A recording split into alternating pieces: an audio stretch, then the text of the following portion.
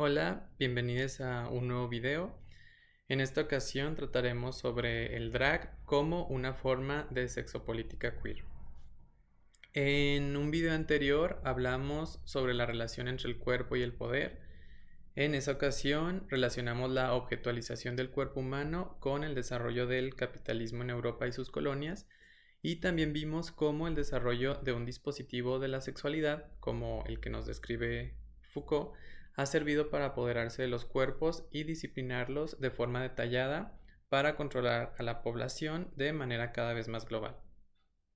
Esta forma de control sobre los cuerpos, su sexualidad y sus deseos se va a desarrollar en la forma de biopolítica, es decir, fenómenos políticos dirigidos a la vida biológica del hombre en cuanto ser vivo.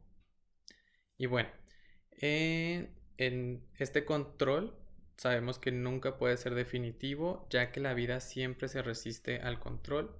Siempre existen fugas y prácticas que escapan a la biopolítica, que se puede desplegar desde el Estado, desde el mercado o los medios de comunicación. Por eso en este video proponemos que algunas prácticas culturales como el drag pueden convertirse en verdaderas armas que desafían la biopolítica hegemónica a través del uso del cuerpo y de la subjetividad. Y pues bueno, antes de hablar de drag, creo que es importante dejar en claro que la biopolítica incide de forma especial en el género, así como lo hace con respecto al cuerpo y la sexualidad. Por ejemplo, para Paul Preciado, una de las formas dominantes de la acción biopolítica en el capitalismo contemporáneo es la sexopolítica. Bueno, esta sexopolítica se encarga de hacer de los discursos sobre el sexo y de las tecnologías de normalización de las identidades sexuales un agente de control sobre la vida.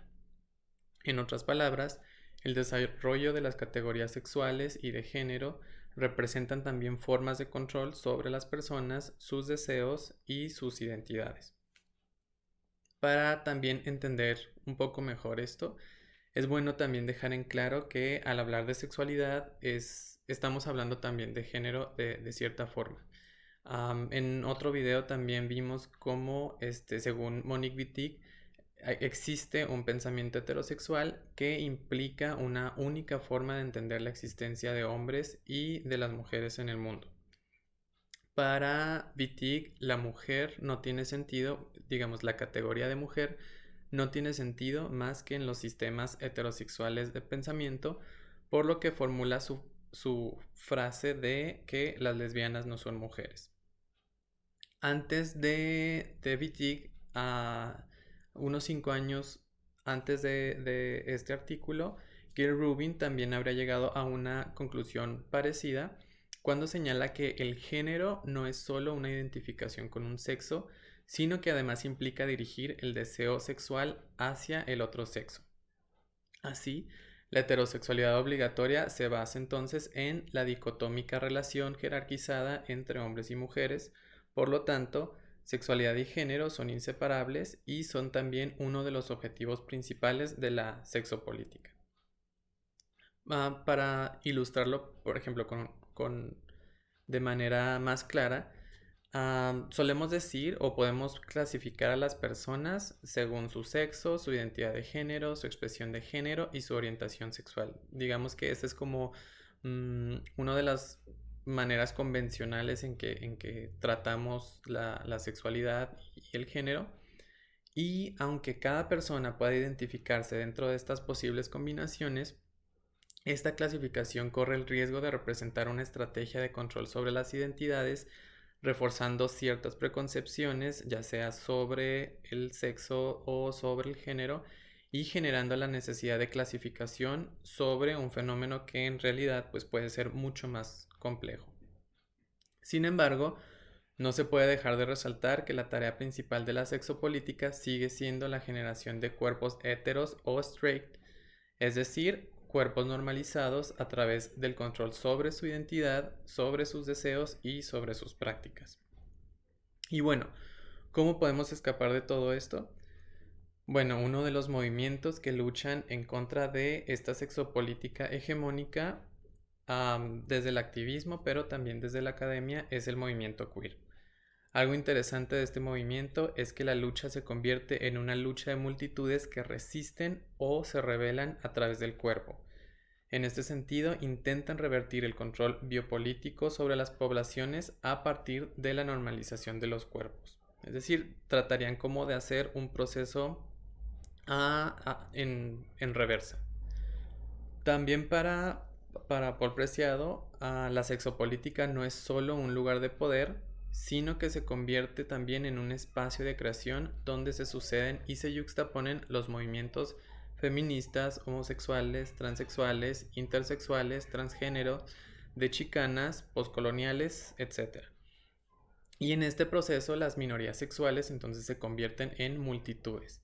Esta multitud va a ser necesariamente queer en tanto que disidie de las normas sobre el género y la sexualidad hegemónicas y no se constituye como un movimiento homogéneo de rostro reconocible. Es decir, quizá la multitud no va a tener un objetivo bien claro o un reconocimiento identitario como, digamos, los movimientos que lo pueden componer, pero esto es como lo importante, ya que sería como la misma estrategia política que propondría lo queer.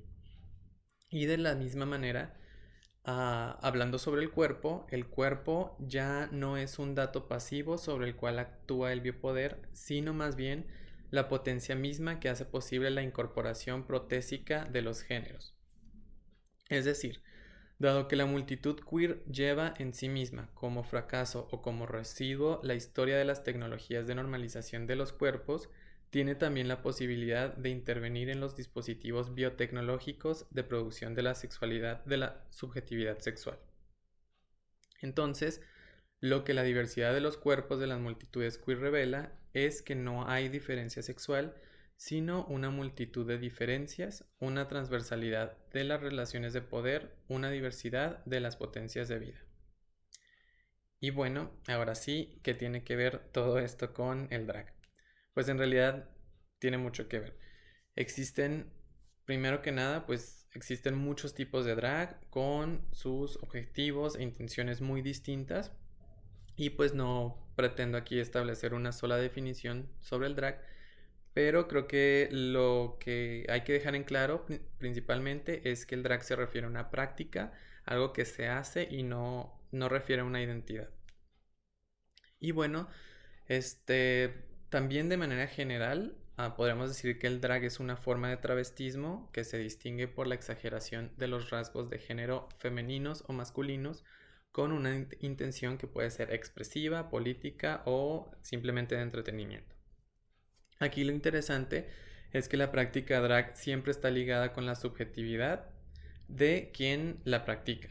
Es decir, no se trata de una interpretación de un personaje preestablecido como en el teatro, donde yo a lo mejor interpreto el papel que se me otorga, sino que más bien es una expresión subjetiva de pues quien decide practicarlo.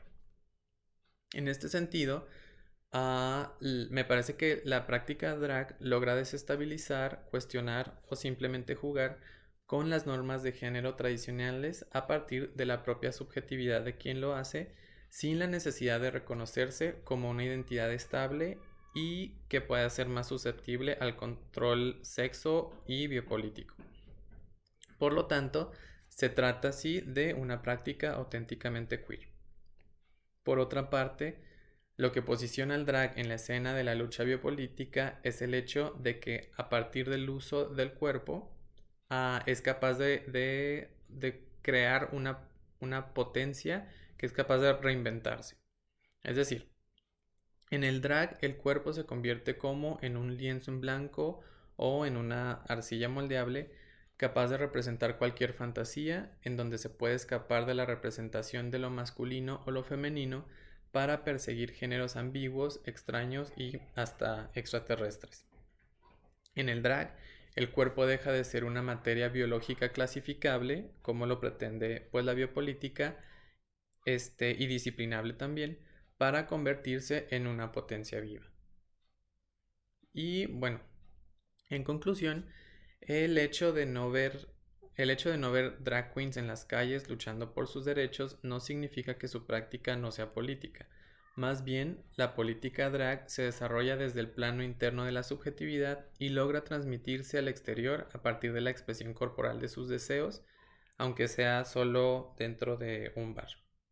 Entonces, bueno, esto puede recordarnos un poco a esta definición o esta descripción del mundo zurdo que describe Gloria Anzaldúa cuando nos dice que creo que al cambiarnos, cambiamos al mundo, que el viaje por el camino del mundo zurdo es el camino de un movimiento en dos sentidos, irse al fondo de una misma y extenderse hacia el mundo, una recreación simultánea de una misma y una reconstrucción de la sociedad. En el mundo zurdo, yo con mis propias afinidades y mi gente con las suyas, podemos vivir juntos y transformar al planeta. Y bueno, esto sería todo por esta ocasión y hasta la próxima.